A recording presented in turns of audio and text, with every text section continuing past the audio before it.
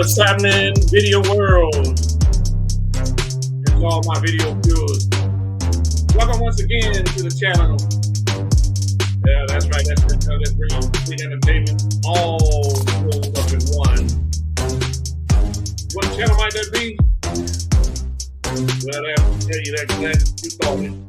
The channel I'm referring to is the one and only one, DJBLongStudio.com. You might say, what's so different about this channel? Well, I say to you that difference is you. That's right. The difference will be you tune in to keep up with the variety of current topics, including music, sports, domestic, and worldwide violence. Should I say worldwide social events? Politics, religion, and relationships, just to mention a few. It's all about the 3 E's, as I like to call it: entertaining, enlightening, and educating. Education. You educate you in various ways under one umbrella. And that umbrella, of course, is Goin Studio. Today, our day's our feature will be what's really going on. Looking behind the scenes. Welcome to my brand new show here on YouTube. The show is titled, as I mentioned, What's Really Going On. We're trying to look behind the scenes. What's not being said, but what's really being done. It's all about things you may or may not be aware of. Things that could be, would be. Subject matter will include things like what's going on in your communities, city, state, country. Things that are going on around the world as well. The objective again is to entertain, enlighten, and educate. Now, they say power is knowledge, and knowledge is power. I say let's turn on that switch to that knowledge, energize our thought process. Energize that thought process to help you figure out what's really going on. With that being said, let's get this thing kicked off and started today. Now, today we'll be talking about, I'm sure you've heard, if you haven't heard, you got to be under a rock. Everything that's been going on with Kanye West and Kyrie Irving. Okay? I'm sure you heard what's going on with that. So let's go ahead and dive into that. And with that being said, I'm going to bring my special guest on here tonight. We got Benny coming in and diving in. He's going to do his thing. He's going to shed some light and knowledge on it. And we're going to take a look at what's really going on with Kyrie and Kanye. What's going on behind this scene. With that said, Benny, you ready to hit on what's going on? What's going on, Bingo? How you doing, man? LEDGE. Go ahead, baby. How you doing? Yeah, I'm just being here, man. We're gonna talk about what's going on with Kyrie. I just when I watch those interviews, I have some opinion based on what Kanye's going through, what Kyrie's going through, some of the things that were said. They kind of talk about some of the things that I feel like Kyrie had the information, but because of his particular status playing in the NBA, he couldn't say what he wanted to say. And something I think Kanye knows what he wants to say, but I think the brother sometimes gets so emotional that he kind of loses what he's attempting to get across, or he's somewhat misunderstood. So I'm going to try to see if I give out some of the information that I have, hopefully bring some clarity to what some of those brothers are talking about. And, I call myself a researcher because I like to read. I read history books and things like that. So I'm a researcher. So I've come across a lot of information. I just want to be able to share some of that information and hopefully bring some clarity to what some of those brothers was trying to say and was attempting to say. So, hey, let's talk about it. Let's get into it. So. All right, let's do that, Benny. So listen, before we jump out there like that and kind of try to do a little bit of enlightenment on what's going on. Now, for me, I'm one of those people out there that is not highly knowledgeable of the subject matter, because obviously this is a deep subject matter. And so just for the average Joe or Larry or Harry or Barry, just kind of give us a little bit about insight about what really is driving this whole scenario right now behind Hebrews and some of how that's related to how Kyrie is related to what they're saying. And without going into too much of a detail, just kind of for the give us the GE portion of it for the general population that ain't up to speed. Well, just to kind of sum it up, the documentary itself, the Hebrews to Negroes documentary, was put together by a guy named Ron Dalton. And what he did was he did some research in trying to prove that the Hebrews in the Bible, the Israelites of the Bible, were black people. And not just black people, dark-skinned or melanated people, but are the people who have been dispersed all over the world. And we're talking about the Caribbean. We're talking about the west coast of Africa and other areas in Central Africa. And we're talking about the African Americans, that these groups, as well as some groups in India and other places, that these groups are indeed genetically related.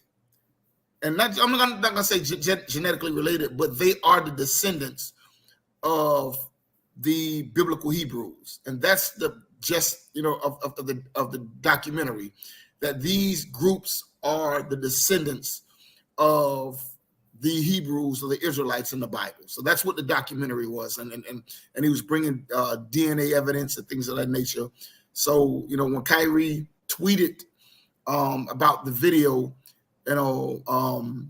he was saying that what I believe he was saying was, hey, you guys take a look. This is interesting. That was the extent of it. Take a look. This is interesting. Right. Because I think we all read material and see material that we may not agree with everything, but sometimes there's some stuff in there that you find interesting. And I think that was the extent. Like, hey, check this out. Absolutely. These are some things that I've heard. I would say too, Benny, is we're not. I'm trying to turn into a religious conversation, but right. You talk about how people read things differently. You take the Bible itself, right? People read it differently, right? Everybody got a different perspective on the definition and meaning behind it. But and then again, in this context, with the with what we're talking about here with Kyrie, there's a whole nother story behind it all, right. Despite what you've been reading in the Bible. So, right.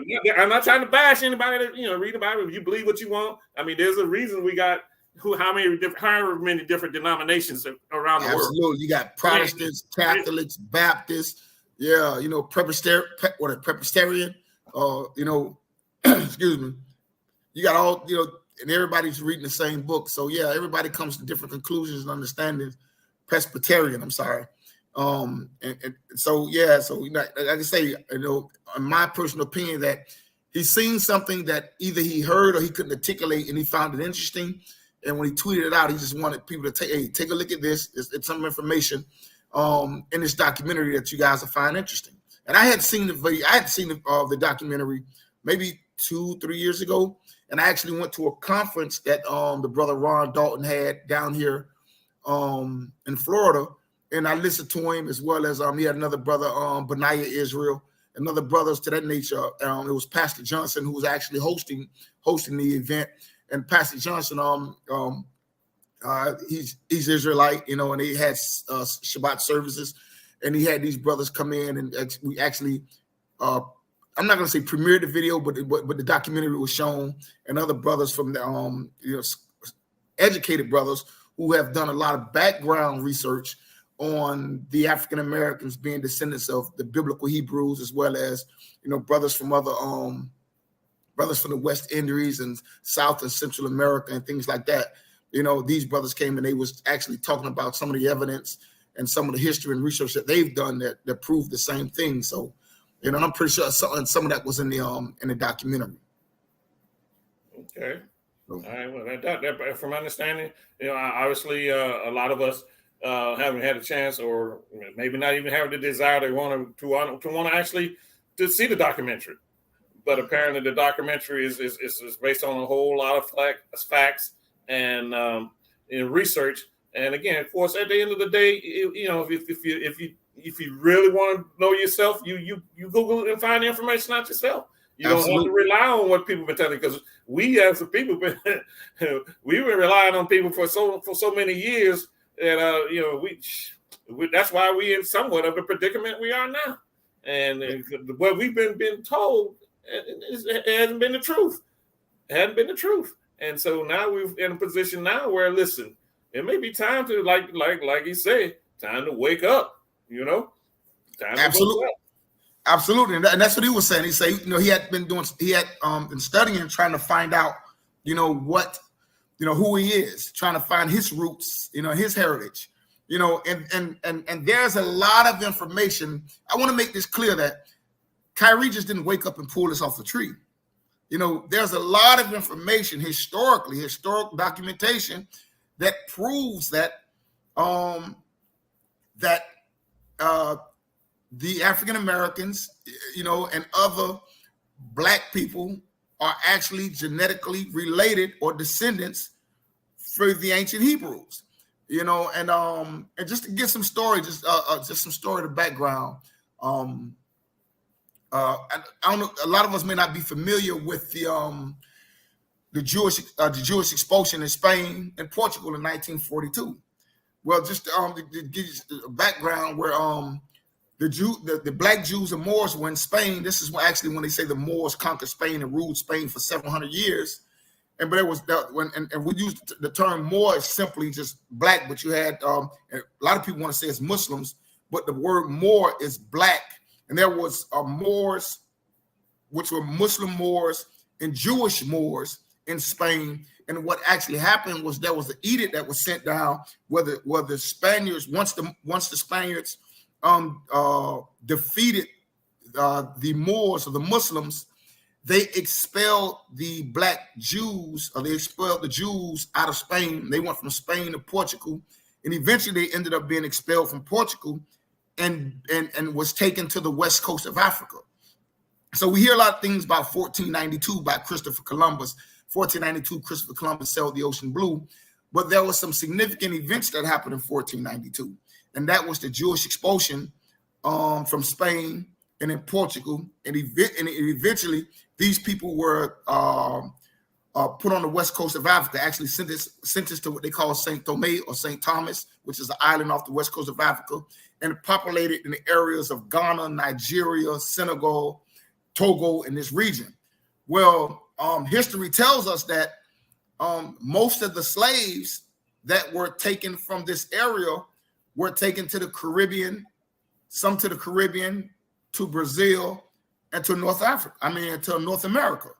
So, and so history tells us that these events actually happened. This is nothing that was made up. This is nothing that somebody that fell asleep and woke up on the side of the bed and decided to come up with this.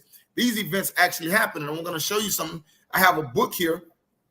The name of this book is "The Jews and Moors in Spain." This book tells us about the Jewish expulsion, and we hear about the Inquisitions and things like that. This is exactly what it's talking about. Then I have another book here called "We the Black Jews," and also another one called "The Jews of Spain and Portugal and the Inquisitions." So all these books talks about that these Jews being expelled out of these areas, taken to the west coast of Africa, and eventually we know through history, during the transatlantic slave trade, where did these slaves come from? Well, these slaves came out of the west coast of Africa, and then we have many resources when you get into the names of the slaves. But a lot of the slaves had Spanish names, and this shouldn't be a shock because these people came out of Spain and Portugal, right? And they were Black Jews who were expelled. I'm going to bring the Kayne up, but you're telling me a lot of the slaves were also, it was also known as Jose and Rodrigo, and absolutely. We know firsthand on the ships where Christopher Columbus sailed over here that his navigator was a Black man with a Spanish name. Right, and all of this information can be verified. Like, this is not information that individuals are making up. So I can jump on Google right now and do my own search and say, absolutely, you can go on Google right now, do your own search and find all this information. Right? This is nothing that like we said, nobody just woke up out the bed and made this and made this up. And I want to say this. I'm gonna actually open this book. That this guy, Frederick David Mercado. Slide the title a little bit more over towards the camera. Okay. All right, go ahead. You good? This pamphlet was, this was originally published in 1877, right? And this is a white guy that published this particular pamphlet. So this is not, everybody want to think it's Pan-Africanism or black people pushing this theory. No, this is information that's been out there since the 17, 16, 17 to 1800s. So I think like when Kyrie was saying what he was saying, all he was saying is that, hey, there's information out there that some of you guys haven't heard. Maybe you guys just need to take a look at this information because, black people right now, we're at this time where we're trying to find our identity, trying to find out who we are, where we come from as a people. And it's some information in this documentary that you guys may want to take a look at and do your own particular research. Actually, I did my DNA. What we call AfricanAncestry.com. I did it twice. AfricanAncestry.com and 23andMe. So you want to trace your own DNA. I did for verification purposes for your verification purposes. Absolutely. And I'll say this again, and I'm sure you echo the same sentiment. Listen, you're throwing out information to people for like me. I haven't, a lot of the stuff I haven't even heard of it, but again, that's nobody fault but my own. You know what they say? If you don't want black folks to know something, you put it in a book. But in this cast, you said, let me go verify some of this stuff. You took it personally and you went and verified, ran your own DNA. And what were the results of that? Well, like Kanye, I was curious because I was being exposed to this information. And so I started buying books. I don't know, maybe you could look over, I'm not, whether it be, if you make the screen big again, I think it'll be over my right shoulder. If you make the screen big of my right shoulder, you'll see a bookcase. And so so you see the big bookcase on my right shoulder, and I just started looking from the camera. From my perspective, it's going to be on it's going to be on the left side of the screen. It's on the left side of the screen, right? So I started doing my own research because I became curious. And yes, and so when I had no clue the first result that I got because I hadn't read. I don't think I had came across the Jewish expulsion for Spain and Portugal yet. So I'm reading this information. I had another book that's called from Babylon to Timbuktu. I'm sorry. It's okay. This book here from Babylon to Timbuktu, written by Rudolph Windsor. Okay.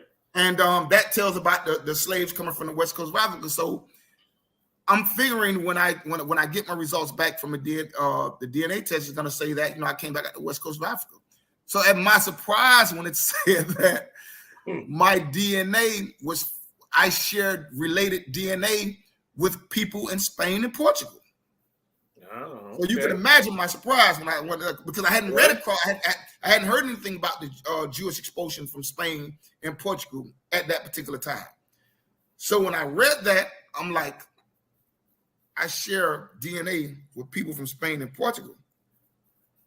It kind of threw me something. I'm like, I never heard any of my family members being from Spain and Portugal. So, okay, well, so now it's somebody over in Spain and Portugal, we share some Y DNA, right? That's, paternal, your father's DNA.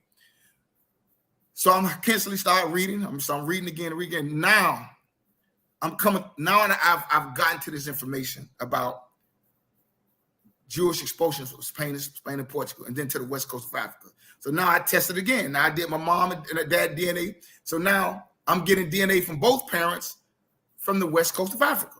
So now I'm reading all this history, talking about how these black Jews were expelled out of Spain and Portugal. They were taken to the West Coast of Africa, and from the West Coast of Africa, they were transported in the transatlantic slave trade. So all of this information is out there. So I did my DNA and checking it, and then it says that my DNA was traced to the Carolinas. In Carolinas, we know, and a lot of times it's where the slave, where the ships dock coming from the Caribbean islands and stuff like that, and they unloaded slaves. So there was a lot of information out there regarding you know, the black Hebrews or the black Israelites. You know, so I want people to understand that this is nothing that Kyrie has made up, and I know he couldn't quite go into that, you know. And like everybody, you know, we get material in which we don't always agree with everything, but that doesn't mean that there isn't information that's beneficial, you know. And I want to say that. So in my journey, you know, I've read things that I didn't necessarily agree with everything, but I have also read things where I found information to be beneficial, you know, and validated, you know, based on different sources, not just sources coming from black people, but sources coming from black scholars, white scholars, you know, Jewish scholars, and things that, you know, many different people. Wow, that's interesting. That's interesting, and you know, to put it, you know, put a little bit more emphasis on what Kyrie, like you mentioned, what you think that prompted him to do what he did. He ran across some information, and you know, Kyrie he's been the laughing stock at times of the league. When I say the league, basically the NBA, and some in regard to some of the things he talked about. In particular, I think the first thing he came out with was that the world was flat. You know. Now, you know, we're not seeing it from his perspective now, but maybe if he had opportunity to go more into detail to explain why he said that. Now, not necessarily mean literally the world was flat, but his whole concept behind that could have been something a little bit different than what we took it for. And you know, Kyrie's been known to go a little in depth in his thinking about certain things, but then there's certain things, you know, the COVID thing. You know, I was down with him on that. I mean, you know, right. The whole world's telling us we're on the verge of being extinct because of this virus. And right. So they started pumping out new drugs and coming out with new vaccines and this, that, and the other. And then he stood fast on that. He didn't get his vaccination, and I'll go on record for saying it right myself. I didn't get vaccinated either. Right. And didn't catch it simple. Right. Neither did I. 2.5 years. So right. So you know, so you can't dismiss his ways of thinking completely, because you know, and then now, you know, we're on the heels of this, and he's I'm curious to see if he's going to just say, you know what, enough is enough. I don't need the NBA. He got mega money. He don't need the money, and he's got a whole. He's like, he told him he's got an army behind him, and they marched at the Brooklyn Center the other day when they that was the group. That was the group Israel United in Christ. And actually, the crazy thing about it is that I watched a lot of videos and seen them in videos, and a lot of the information that I was able to research biblically wise in the Bible was a lot of information I got from some of their debates, you know, And then, of course, once I started, that kind of piqued my interest. I started doing my own research, you know, and like I say, and they have a stance on certain things that I don't agree with, you know, but they also give good information as far as starting points. And that's the thing that we can't do. We can't be dismissive of individuals because they may have a point of view that we don't necessarily agree with, but that don't make everything about that person bad. That don't make everything that they say is somehow incorrect, you know, or foolish. A lot of times that's what we do sometimes. Somebody says something crazy one time and we're completely dismissive of that person, and everything else they say, we just you know, we won't listen to. And I think that's sort of what's going on with Kyrie, and also you know, to a certain extent Kanye, you know. But again, like I tell people, I think when it comes to Kyrie's stance as far as saying that that he kind of alluded to that he is Semitic, he's Semitic, that every African American person in this country is Semitic. You know, I think that's a documented fact. I don't know if that, you know, people want to argue that, but based on the term itself, you know, based on where African American people come from, the language that's spoken and stuff like that, yeah, we will be deemed as Semitic, or you know, or a Shemitic, however they want to put that. But I would encourage everybody to do their own research, their own independent research, to find out where they come from, you know, their genealogy, you know, in their history. But yeah, he wasn't. Some people try to make Kyrie sound like a kook. No, he's not a kook. I think he just didn't have enough time to articulate, or he should have articulated what he found interesting in the documentary. I think he could have did that. But whether or not he had enough time to do that or not, I don't know. But I didn't hear him say anything based on the video I seen on television. I didn't hear him say anything negative about anybody. I think there was some stuff that would be considered anti-Semitic in the video, but I didn't hear Kanye say anything like that. Not Kanye, I'm sorry, Kyrie. Kyrie, right. And really, and to his fairness, like you said, he just acknowledged, he posted his link there, and really the media, as I call them, the MEDIA. Madness Every Day in America is the acronym that it stands for. Madness Every Day in America, the media. But they pounced on that real quick, and I think it was in an attempt to try to squash him for actually posting a link to the site for that book, and right. Hebrews and Negroes. And really, I think it backfired because the reporters, if you remember, they kept pressing. The first thing out of their mouth was anti-Semitic. Right, absolutely. First thing out of their mouth, and Kyrie didn't say anything. He did not even speak to it. All he did was post his link to the page for the book.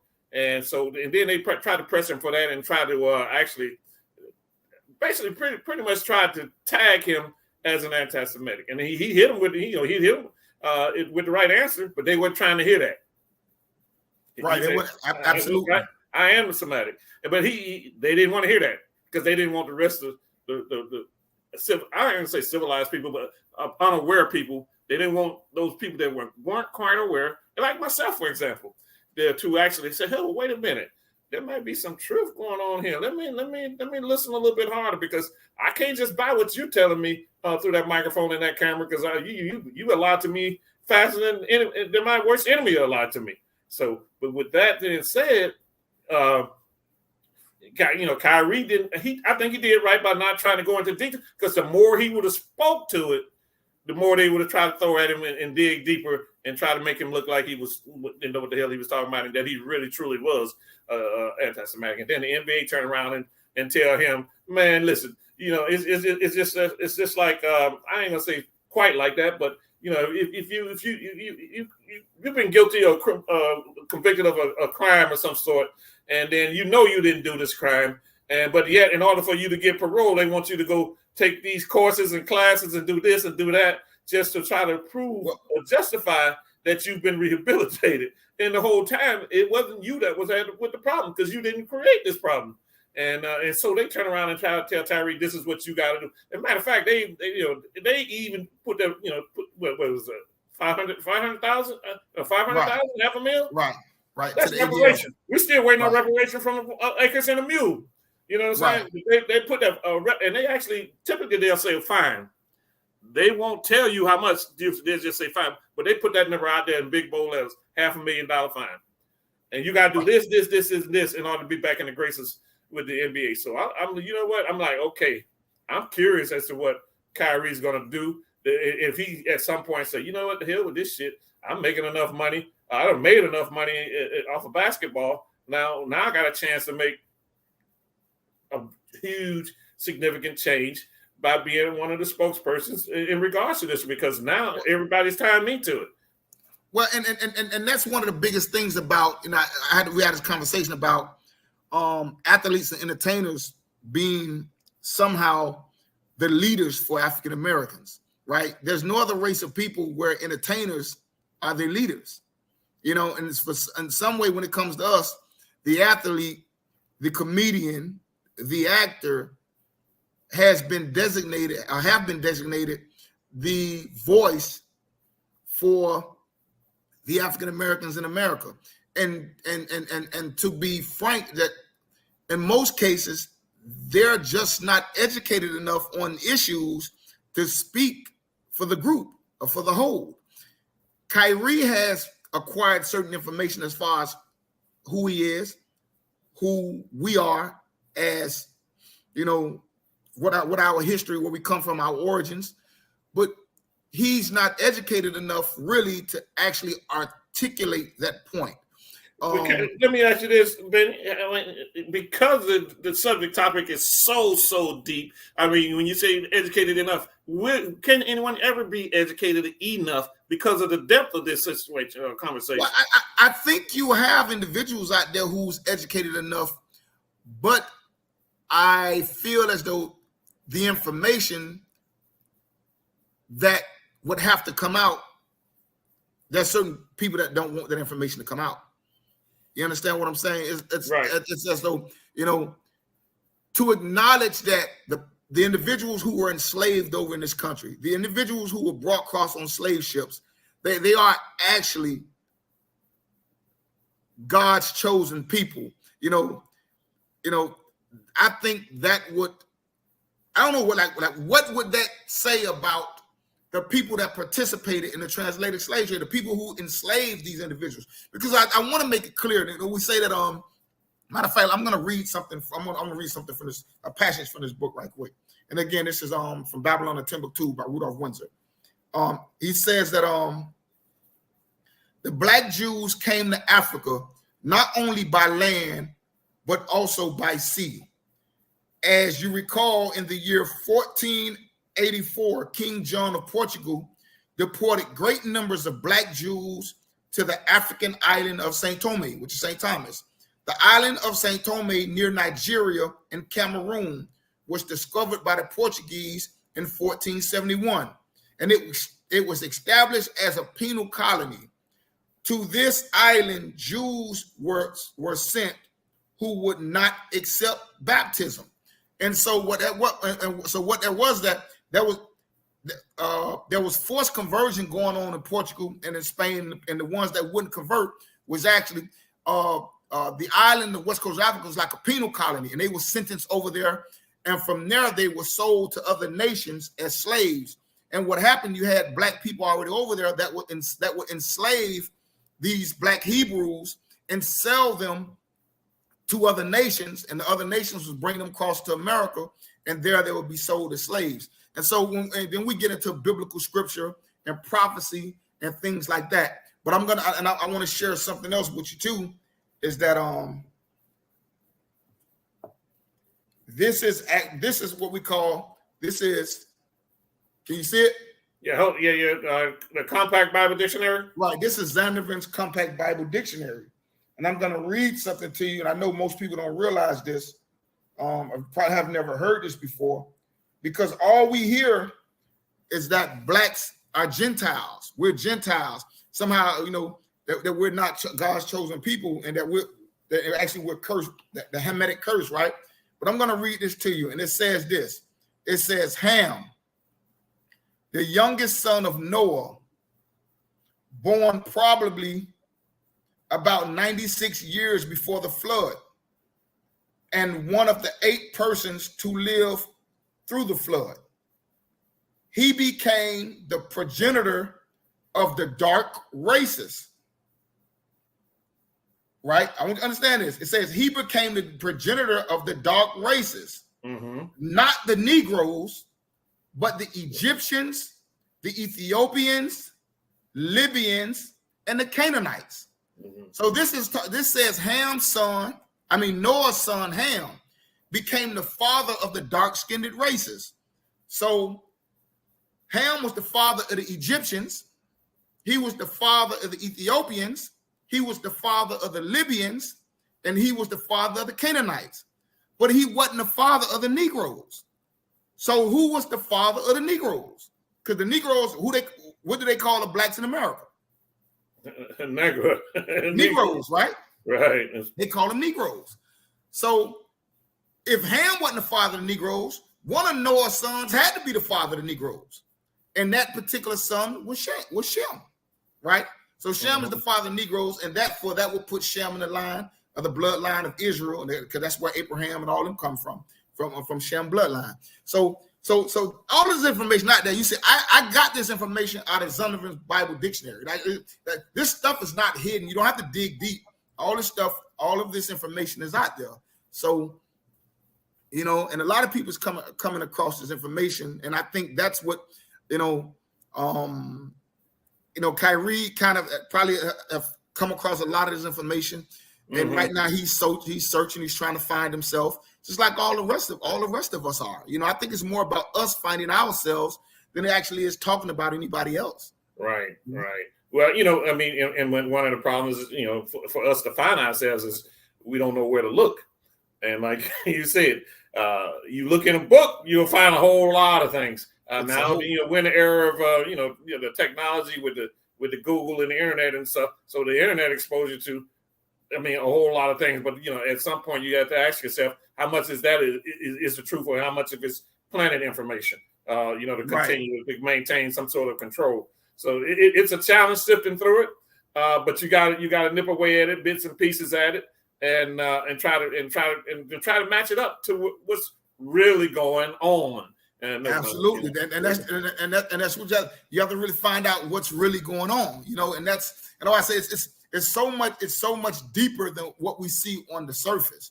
You know, it's not. I don't think it's anything about Kyrie being anti-Semitic because he hadn't said anything.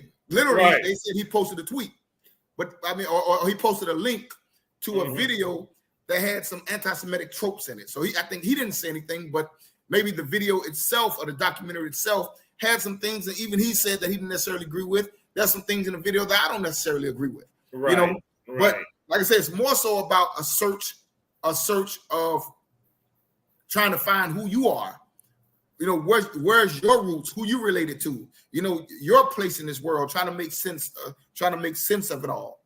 Right. So I think it's more so like that. And I know we don't want to get into we don't want to get into the Bible and things of that nature. But I say, but I can show you information that kind of supports what Kyrie's saying and what some of the other brothers are saying is that. And I think at the end of the day, we just want to be acknowledged that we do have blood running through our veins that connects us back to the, you know, all the way back, you know, to the motherland, to the land of Israel. And I'm going to show you something, and I know that you've probably never seen this in your whole life. All right, the word nigger, right? I'm gonna do this. I want to show you something. I'm gonna pull up the word nigger. Hopefully, because my internet's been messing up. And let me see. Matter of fact, let me turn my internet on. I put it up on my internet. You mean the word nigger? And I don't use the word myself, but right. It really ain't a term of endearment. No, right. But I'm gonna tell you what. Okay, I want you to see this. I don't know if you can. I'm gonna try to. Yeah, it's actually too much glare there. I can't really read it. Right. Okay, what I'm seeing. Does it still too much glare, right? You pull it back away from the camera a little bit, maybe. Okay. Nah, you can't see it. It doesn't show too much glare. Can't read it. Yeah, it's too much glare. Okay. Is there anything you can do on your end to put it up, to put it on the screen? I want people to see this. No. Let's see here. No, you know what? There may be a way, but at this point, I'm not sure how to get to that where I can put it on a different screen. But I'm not sure how to get to that point right now. So I'm still I'm trying to learn this system. Okay, that's fine. Hold on. Give me 1 second. I want to grab something right quick. All right. But you know, just in case you were wondering, the audience, again, here we are, Benny and myself. We're trying to introduce a new show here to you called What's Really Going On, and we're trying to look at behind the scenes. Well, what's really going on? You know, I always tell people, don't tell me, show me. Don't tell me you love me, show me you love me. Again, it's always some type of hidden agenda, typically that comes into play, and you got to sift through that information and try to find the truth. It's like finding a needle in a haystack for sure. But again, we just trying to throw some stuff out there. Hopefully, we'll catch somebody's attention. If you guys and girls like what you're hearing and seeing, you're more than welcome to join us. You can see the studio name down there, DJBlongStudio.com, and we'll be more than happy to entertain this subject matter going forward. We can even go live with it at this point. So just keep in mind, if it's something that piques your interest, don't hit us up. Hit us up in the chat. Hit us up in the comments. not a problem. We will definitely continue forward with it, and for those that might be interested in even popping up on the show, and so be it. We'll get you in there. All right. So you got that? You found that information, Benny? Yeah. I'm going to be able to read some things because you can't see it on your screen. But I want to say, okay. So when we go to Wikipedia and we pull up the word nigger, right? And it says in the English language, the word nigger, we're talking about Nigger, is an ethnic slur used against black people, especially African Americans, right? So we'll go down to the next paragraph, and it says the word originated in the 18th century as an adaptation of the Spanish word negro, a descendant of the Latin adjective nigger, right? Niger, Niger. So, which means black. So I want you to understand this, that the word nigger derived from the Latin word niger, Niger. The word Niger means black, right? So I'm going to show you something. And you probably can see this. I'm going to. Okay. Yeah, we can't really read it though. Okay, but I'm going to put it where. Okay. Okay, but you see where it says 13, right? This is Acts 13:1. Yes. It says, now there were in church that, it's going to be hard. Hold on, I'm going to see. Yeah. Just put it in front of you. You go ahead and read it from the front. Okay, all right. It says, now there was in the church that was at Antioch certain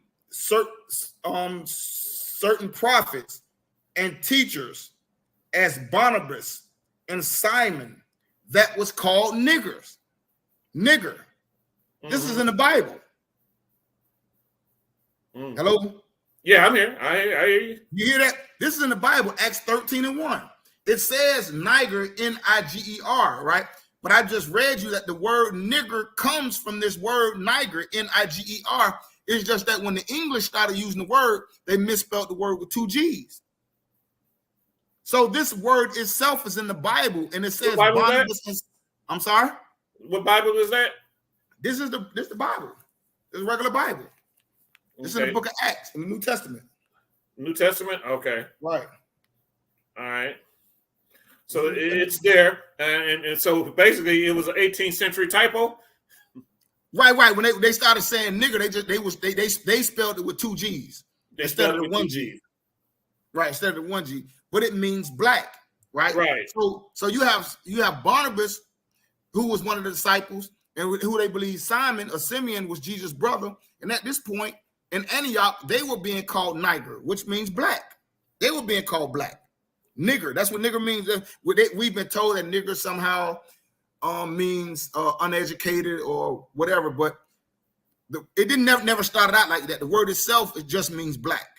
That's what the word itself means. The self means, right? So, and somehow, somewhere along the line of time, it was basically given a new definition, and like I said, it's a definition that we're. Well, it was used to make you hate yourself. Mm-hmm. It was used because you got to realize Barnabas and Simon in Antioch was being called Niger. The word itself just means black. It's a Latin term for black, which the word negro, all that comes from that. It's a word that just means black. But by them making you repudiate that word black, they make you hate the darkness of your skin. Mm-hmm. You know. So let me ask you this: with that being said, and understanding the concept behind it, now you know you and I are kind of old school, if you will. Old school have a different view of using that word, and then of course now you got a younger generation that says they use it as a term of endearment. But then the word itself don't bother me. I see where you're going with it. Mm-hmm. The word itself don't bother me because I understand, and this is what we have to realize, that at some point you have to take your power back, right? This is a word that existed way before the 1800s. This is a word that existed way before the 1900s. The word itself only meant black, right? We recognize this. You had Barnabas and Simon who were being called black in the Bible. So at some point, we take a word that existed hundreds of years before the 1800s. And what we don't use it anymore because of some other group's ignorance, because of some other group's application of it, right? At some point in time, you have to not allow people to have that much power over you. The word itself doesn't bother me because I understand that the word simply meant black. Right. And the word and the way that it was used subconsciously caused us to hate ourselves because at the time, and I'm not 100% sure, but at the time, our ancestors probably knew that the word meant black, but it was used in a derogatory term. So therefore, if they're using the word black, your black skin, calling you nigga because you're black skin, now you start associating that word with how you look. You don't like how you look. You don't like your black skin. And so now you start feeling a sense of inferiority and not feeling real good about yourself. But I know the root word itself in its meaning prior to the 1800s simply meant black. Right. You know, right. You couldn't attach a derogatory term to it. And the way actually that word is kind of transformed a couple of times throughout time. Obviously, it didn't start out that way. And now we're at a point where, we got to a point where it was, it was straight derogatory, and it was demeaning. It was everything you could think of that was bad with anybody of color. And then, and so, like you said, our ancestors heard it all the time. They was getting whipped for whatever reasons. Right. They was hearing that word, so it became ingrained. And because you have to realize, when we're talking about Nigeria, right? The country of Nigeria, which is the biggest country in Africa, Nigeria is actually two words put together. It's the Niger or nigger area, the area of the blacks. You understand what I'm saying? Mm-hmm. You got the Niger River, the Black River. So, these are what these words come from. But like you say, but because it was using the derogatory term, now, like I say, we've allowed individuals to take a word and use the word in the manner because we have to be careful about that, because there's so much history tied to us in that part of the region that if we say nobody can use it, and then that word dies out of our vocabulary, how are we going to tie ourselves back to the Niger area? You understand what I'm saying? How are we going to tie ourselves back to that portion? How are we going to tie ourselves back to a time to when we start reading history books and we read the Bible, what Barnabas and Simon were called that, and when that word dies out, we're not going to be able to associate ourselves with the people back at that time, because we have allowed somebody just to take so much control of that word, and that word impact us that we don't even know, like we just said, bro, we don't even understand the true meaning of the word. How many of us knew that word actually meant black? Mm-hmm. Yeah. And like you said, in Spanish, in the negra, I don't know a whole lot of Spanish, but I know it's black, Absolutely. And that word negro comes from that particular word. So, it's a lot, like I say, it's a lot to unwrap when we're talking about what's going on with Kanye. It's more than just, Kyrie, I'm sorry, it's more than just what we see on the surface. It's a lot there. It's a lot there. Right. And like I said, I'm in hope that it may possibly go. This may possibly be one of the things that are changing, that will change the view of the world as it unfolds. It will bring light to the subject matter, and so to go back and be able to change that, take the word negro back to what it actually means, black, instead of that time between they stopped making it the word black and making it, like we said, some type of derogatory term. Right. We know enough. We'll know enough then at that point to listen. That word don't mean nothing. So at this point, for me, like I said, it mean, I grew up obviously with that word being derogatory, negative, everything. Absolutely. Like, so, and I say, you know what? I'm not going to perpetuate the word, not in that sense.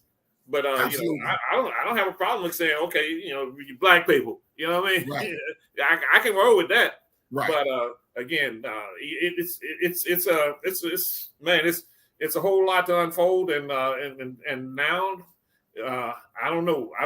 Kyrie may be a stimulus to the younger generation that really need to get on board with it, because they're not teaching African American history in schools no more, and I mean they just don't want you to know nothing about yourself at this point, because they don't want you to get too smart. But this, like I said, this may be something that might have backfired on them, and I don't think this is going to be reversible. If enough of us realize and go ahead and acknowledge, hey, wait a minute, time out. You know what I mean? This thing's his brother's. He hadn't come out and spoke about it though, so we really don't know his point of views. All we know is that he acknowledged the book and with his link, but we haven't heard him actually speak directly to the matter. He's told people many times, because they want to continue to call it anti-Semitic, but he's that's not. And Buzz don't want to hear it. They ain't trying to hear it. They ain't trying to hear that. Absolutely, because I don't think it's as much about Kyrie as it is as much about these black people finding out, or the world finding out, that some of God's chosen people were enslaved over here in this country, And I think, and I say this, and I'll read this here, right? This is Psalms 83. This is a prophecy that says, for lo, thine enemies make a tumult, and they that hate thee have lifted up the head, saying that the people that hate me. And this is a prophecy about the children of Israel. And it's saying that the people that hate you have started to take notice of you, right? This is saying they have started to take notice of you. They have taken crafty counsel against our people and consulted against our hidden ones. They have said, come, let us cut them off from being a nation, that the name of Israel may be no more in remembrance, right? So in this particular, there's a prophecy saying that the people, that the children of Israel, at some point, they're going to forget that they're even Israelites. Like, they're going to forget that they're Hebrews. They're not going to know. No matter what you tell them, they're not going to know. So, like I say, so when you start looking at, like you say, you tie biblical scripture with historical events, then you start getting a clear picture. And I think that's kind of what Kyrie at right now. I think he's getting a clear picture.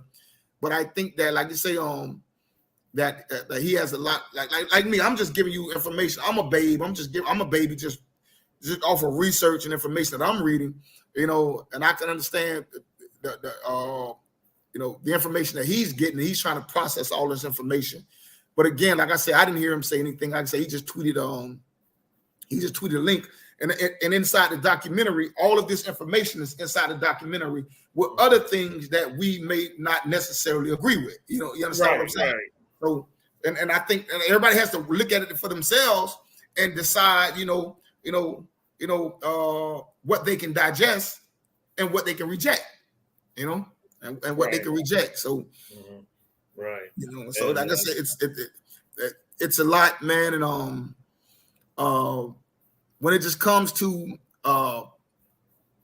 Kyrie's position, and I think that's the scripture says something like the love of money is the root of all evil. And it's hard when you in his position where you got to make money. You can't really say how you feel because everything is being criticized. Every single thing is being criticized. And even when you articulate your point and say, I never said anything like that, or I didn't say that, it's still words are still being put in your mouth saying, that you're somehow anti-Semitic, even when you've never said anything that would be deemed anti-Semitic. Nobody can ever say that you said anything or tell you what you said. Other people start pushing a narrative about you, and then you find yourself defending yourself against things that you never said, or he finds himself defending himself against things he never said. So he couldn't really talk about, what he agreed with in the documentary because he was constantly on the defensive trying to say, hey, I never said anything that could be deemed or considered anything, Right.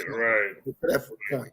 And from his platform, he everybody knows who he's he's an NBA superstar, and of course there's the league itself don't want him to speak out too much on it because they're concerned about what type of impact it's going to have on their fans and their money coming in if he speaks to really what he knows and under that platform and stuff. And so that's why I say I wouldn't be surprised to see at some point if Kyrie say, you know what, forget the NBA. I've made more than enough money off them. I got an opportunity here to be a groundbreaker and some information and bring a whole lot of people that's not in the know in my generation and under my generation and the generation that's ahead of me that's coming. Bring some information to them and see if I can enlighten them or lead them down the path of curiosity. Just curiosity. And curiosity will make you look sometimes and stuff. It'll make you look at some things. And then if you can stimulate that, and the generation is coming, then it could be like a tidal wave, a tsunami, with the information that's based out there on facts.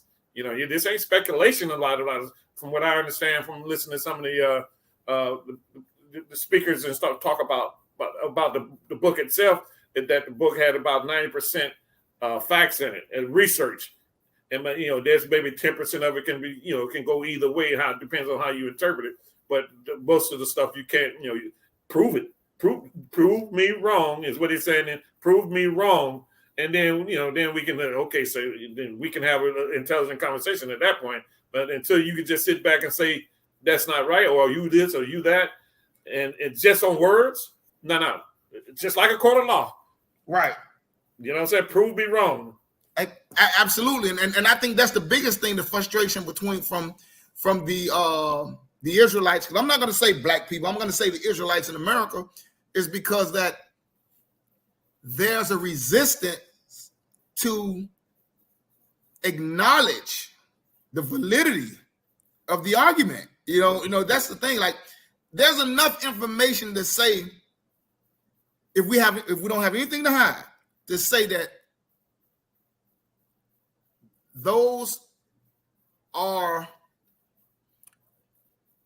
that information is accurate. There's some validity to what these people are saying, and we may need to change what we've been taught all this time. If we're going to be about truth, justice, and concerned about right and wrong. Let's say that. If we're going to be concerned about right and wrong, let's acknowledge the fact that there's some information out there that validates these individuals' arguments. And I think that's the frustration that the resistance to even talk about it, right? Because I think that's more so what it was, is that the information that Kyrie pushed out there was information that nobody wants to get out. That these blacks in America, the Caribbean, are related to the land of Israel. That they have blood ties to the land of Israel. Because now, if you're going to say that we have blood ties to the land of Israel, now we have, since Israel is a state, a country, now we have a country that can say, listen, okay, you can't treat these people this way because these people are actually bloodly related to the land of Israel. You know what I'm saying? So right. Now we have to make sure that these people are treated with a certain amount of dignity, a certain amount of respect. So let's say, so it's a lot to unpack there. Oh yeah. Right. It's a lot to unpack there, and I'm going to say this, right? I'm going to read this to you. I go back to another biblical Bible verse, right? I'm going to go to Acts 5:30. I want you to see that, understand this. It says, then Peter and the other apostles answered and said, we ought to obey God rather than men. The God of our fathers raised up Jesus, whom ye slew and hung on a tree. You understand? I want to read that to you, right? So Peter is arguing with these people and saying, the God, our Father, raised up Jesus, whom ye hung, whom you killed and hung on a tree. So I'm gonna ask you this, Bingo. What black people, when they're murdered, what people when they're murdered get hung on trees? Hey, listen, I don't know of any other than us, our ancestors. I don't know. Right. I've never heard a white man get hung. I mean, it's just something that's been